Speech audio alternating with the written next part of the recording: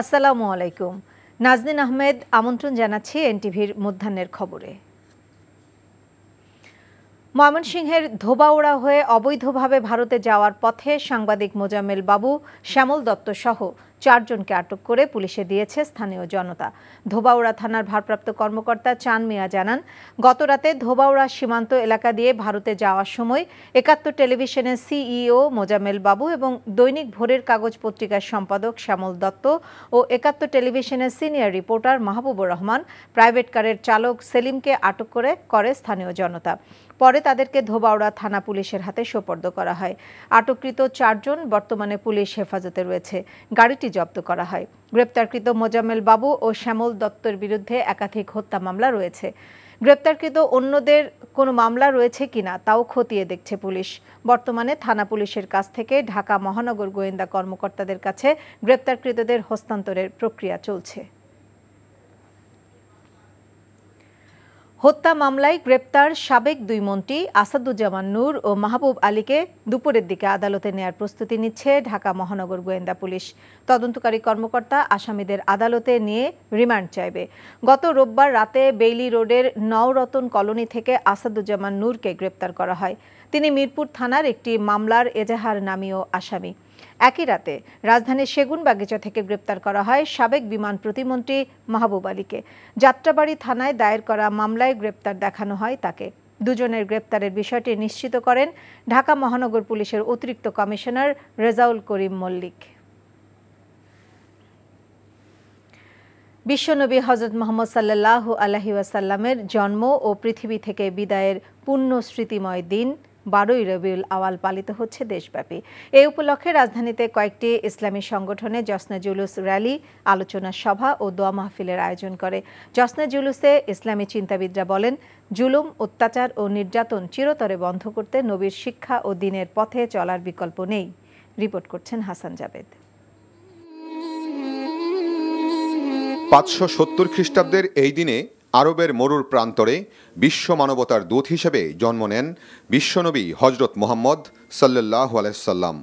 পুরো বিশ্বে শান্তির সুবাতাস ছড়িয়ে 63 বছর বয়সে একই দিনে পৃথিবী ত্যাগ করেন তিনি। মহান এই তাৎপর্যপূর্ণ দিনটিকে ঈদ-ই মিলাদুন্নবী দিবস হিসেবে পালন করে মুসলিম উম্মাহ।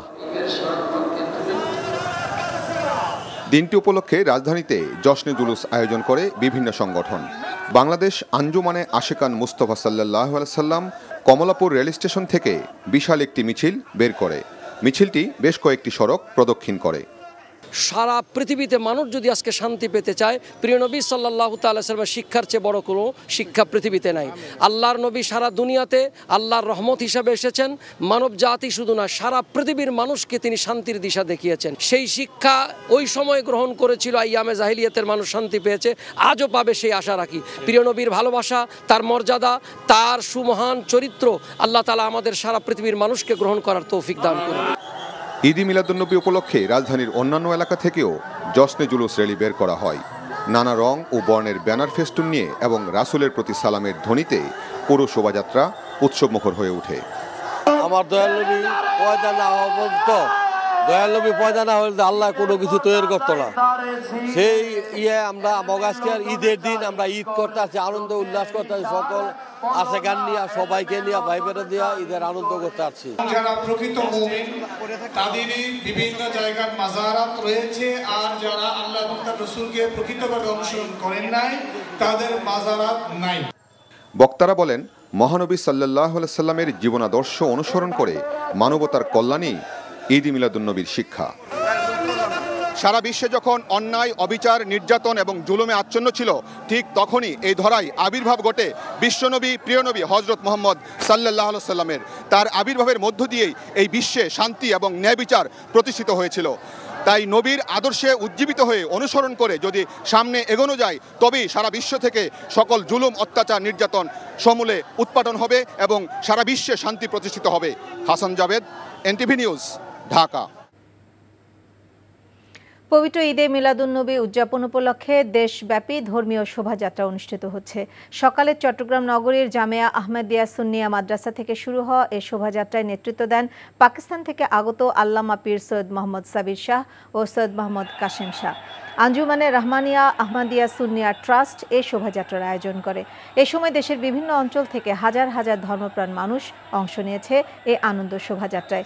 মহানবী হযরত মুহাম্মদ সাল্লাল্লাহু আলাইহি ওয়াসাল্লামের জন্ম ও ওফাত দিনকে সাড়ম্বরে উদযাপনে নগরীর জামিয়া সুন্নিয়া মাদ্রাসার খানকা থেকে সকালে শুরু হয় বৃহত্তম এই শোভাযাত্রা। খুলনার আলতাপুল লেন আঞ্জুমানে পাঞ্জতানি থেকে র্যালি বের হয়ে বিভিন্ন সড়ক প্রদক্ষিণ করে সার্কিট হাউস ময়দানে গিয়ে শেষ হয়। এদিকে হবিগঞ্জে বর্ণাঢ্য আয়োজনে পালিত হচ্ছে পবিত্র ঈদ মিলাদুন্নবী সাল্লাল্লাহু আলাইহি ওয়াসাল্লাম। শহরের শায়েস্তা নগর থেকে র্যালি বের হয়ে প্রধান প্রধান সড়ক প্রদক্ষিণ করে আবার একাডেমিতে দোয়াই মাধ্যমে শেষ হয়।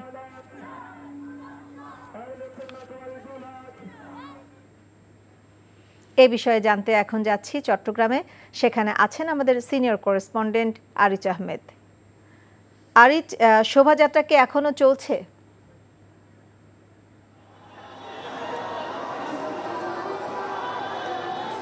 নাসরিন, আপনি যেটা বলছেন যে এই দেশের বৃহত্তম এই শোভাযাত্রাটি চট্টগ্রামে শুরু হয়েছে। মহানবী সাল্লাল্লাহু আলাইহি ওয়াসাল্লামের জন্ম এবং ওফাত দিবসকে সামনে রেখে এটি 52 বছর ধরে এটি পালিত হয়ে আসছে। এই বছর এটি 53 বছরে পা দিয়েছে। এটি এই শোভাযাত্রাটি সকালে জামিয়া আহমদিয়া সুন্নিয়া আলিয়া মাদ্রাসা থেকে শুরু হয়ে এই মুহূর্তে জিসির মোড় হয়ে 1602 নম্বর গেট আসবে এবং এরপরে আবার একই স্থানে গিয়ে সেখানে মিলাদ মাহফিল সহ দোয়া আখেরি মোনাজাত করা হবে এবং দিনব্যাপী আজকের এই অনুষ্ঠানটি চলবে। তবে আজকে যে শোভাযাত্রা অনুষ্ঠিত হচ্ছে, এখানে বৃহত্তম এই শোভাযাত্রায় লাখো মানুষ অংশ নিয়েছেন। এই চট্টগ্রামে যে মূল সড়ক আছে, এই মূল সড়কের দুই সড়ক জুড়ে আসলে হাজার হাজার মানুষ এখানে এই শোভাযাত্রায় অংশ নিয়ে এবং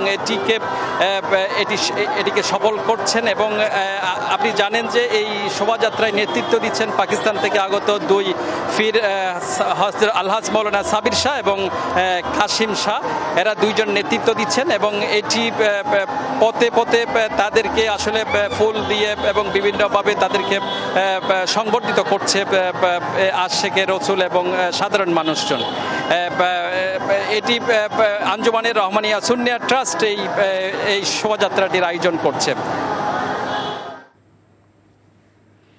জানছিলাম ঈদে মিলাদুন্নবী উদযাপনের খবর। 2009 সাল 2024 পর্যন্ত সময়ে পদোন্নতি বঞ্চিত অবসরপ্রাপ্ত কর্মকর্তাদের বিষয় খতিয়ে দেখতে সাবেক সচিব জাকির হোসেন খানকে প্রধান করে একটি বাছাই কমিটি গঠন করা হয়েছে। কমিটিতে আইন, স্বরাষ্ট্র, মন্ত্রিপরিষদ বিভাগ, অর্থ বিভাগ ও জনপ্রশাসন মন্ত্রণালয়ের প্রতিনিধি থাকবে। কমিটিকে 3 মাসের মধ্যে রিপোর্ট দিতে বলা হয়েছে।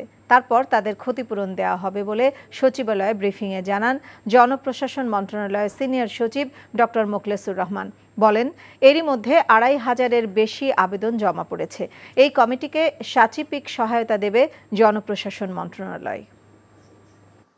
2500 যে আমাদের দীর্ঘ 16 বছরে বঞ্চিত, ইনক্লুডিং মি, এদের নিয়ে কোন পিরিয়ড 2009 সাল থেকে 4 আগস্ট 2024 এই পিরিয়ডের মধ্যে যারা বঞ্চিত হয়েছেন নানানভাবে ইত্যাদি, তাদের বিষয়গুলি কেস টু কেস বিবেচনা করে সরকারকে সুপারিশ করবে কাকে কোন জায়গায় নেওয়া যায়। রংপুর বেগম রোকেয়া বিশ্ববিদ্যালয়ে ভিসি নিয়োগের দাবিতে সাধারণ শিক্ষার্থীরা উত্তরবঙ্গ ব্লকেট কর্মসূচি শুরু করেছে। সকালে বিশ্ববিদ্যালয়ের প্রধান ফটকে শিক্ষার্থীরা সমবেত হন। তারপরে তারা ঢাকা রংপুর মহাসড়কের মডার্ন মোড়ে মহাসড়ক অবস্থান নেন। এ বিষয়ে জানতে এখন যাচ্ছি রংপুরে। সেখানে আছেন আমাদের senior correspondent AKM Moinul Haque. Moinul, শিক্ষার্থীরা কি বলছেন?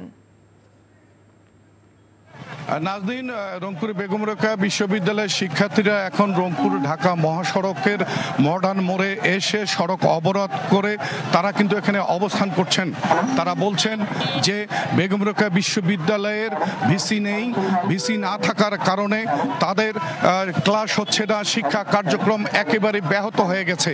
আমি একটু দেখাতে চাই, তারা এই রাস্তায় এখন বসে পড়েছে শিক্ষার্থীরা স্লোগান দিচ্ছে।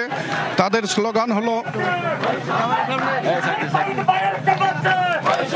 তারা যে স্লোগান দিচ্ছে সেই স্লোগানটা হলো যে বৈষম্য কেন বেগম রোকেয়া বিশ্ববিদ্যালয়ের, কেন ভিসি নিয়োগ করা হচ্ছে না এবং বিভিন্ন যাদেরকে প্রত্যাহার করা হয়েছে সেখানে কেন তারা এই নিয়োগ পাচ্ছে না, যার ফলে বেগম রোকেয়া বিশ্ববিদ্যালয়ের শিক্ষা কার্যক্রম একেবারেই স্থবির হয়ে পড়েছে এবং প্রশাসনিক কার্যক্রম স্থবির হয়ে পড়েছে। এখানে শিক্ষার্থীরা স্লোগান দিচ্ছে,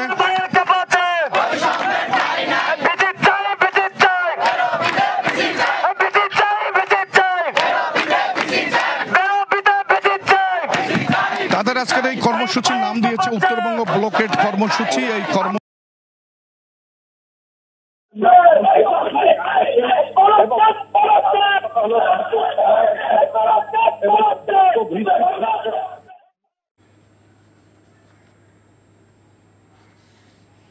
রোকেয়া বিশ্ববিদ্যালয়ে শিক্ষার্থীদের আন্দোলনের খবর জানছিলাম।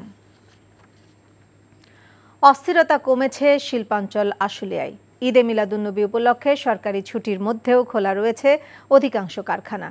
1863টি তৈরি পোশাক কারখানার মধ্যে ঈদে মিলাদুন্নবী উপলক্ষে 244টি কারখানা বন্ধ রয়েছে। এছাড়া চলমান সংকটের কারণে 24টি কারখানা ও বিভিন্ন কারণে 165টি কারখানা সহ মোট 433টি শিল্প কারখানা বন্ধ রয়েছে। শিল্প পুলিশ বলছে, ছুটির দিনেও শিল্পাঞ্চল ঘিরে রয়েছে যৌথ বাহিনীর সমন্বয়ে পুলিশ, আর্মড পুলিশ, শিল্প পুলিশ, বিজিবি ও সেনা সদস্যদের তৎপরতা।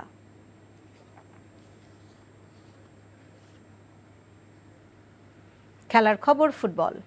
অরাজনৈতিক ব্যক্তি হিসেবে বাফুফে সভাপতি পদে তরফদার রুহুল আমিনকে সমর্থন দিচ্ছেন সাবেক তারকা ফুটবলাররা।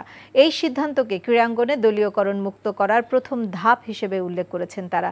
অন্যদিকে কাজী সালাউদ্দিনের নির্বাচনে না যাওয়ার সিদ্ধান্তকে ইতিবাচক হিসেবে দেখছেন সংশ্লিষ্টরা। রিপোর্ট কুশল ইয়াসিরের। 2016 বাফুফে নির্বাচনে কাজী মোহাম্মদ সালাউদ্দিনের প্যানেলের প্রধান সমন্বয়ক ছিলেন তরফদার রুহুল আমিন। 2020 সালে সালাউদ্দিনের বিপক্ষেই নির্বাচনের ঘোষণাও দেন, যদিও শেষ পর্যন্ত ছিলেন না ভোটের মাঠে। 26 অক্টোবর হতে চলা নির্বাচনে প্রতিদ্বন্দ্বিতা করছেন না সালাউদ্দিন। এমন সিদ্ধান্তের একদিন পরই সভাপতি পদে নির্বাচনের সিদ্ধান্ত নিলেন রুহুল আমিন। সম্প্রতি বাফুফে সহ ফেডারেশনগুলোতে দলীয়করণ মুক্ত করার দাবি ওঠে। ক্রীড়াঙ্গনে রাজনীতিকরণ মুক্ত করতে প্রথম ধাপ হিসেবে রুহুল আমিনকে সমর্থন দেয়া হচ্ছে বলে জানান তারকা ফুটবলাররা। রুহুল আমিন তরফদার সাহেব, তিনি একজন দলমতের ঊর্ধ্বে গিয়ে তিনি বাংলাদেশের ফুটবলের জন্য নিবেদিত হয়ে কাজ করবেন এবং বাংলাদেশের ফুটবলের যে প্রত্যাশা যে আমরা গ্রাসরুট লেভেল থেকে শুরু করতে চাই, এটা গত 20 বছর ধরে আমরা নিজেরাই বলে আসছি। যখন আমি খেলেছি তখন থেকে বলছি, আবার এখনও বলেছি খেলা ছাড়ার পরে, কিন্তু সেই শুরুটা এখন পর্যন্ত হয়নি। তো সেই শুরুটা আমরা চাই।